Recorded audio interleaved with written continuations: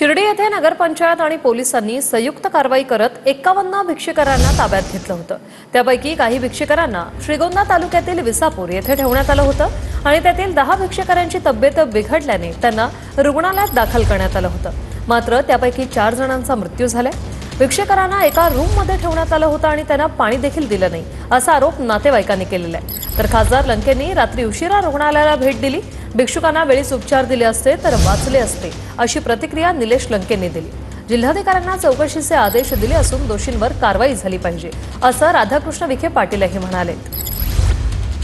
49 भिक्षुक त्यांच्यावर कारवाई करून त्यांना विसापूरच्या जेलमध्ये डांबून ठेवलं। सिव्हिल हॉस्पिटलमध्ये ऍडमिट केल्यानंतर त्यामध्ये 4 जणांना मृत्यूला सामोरं जावं लागलं।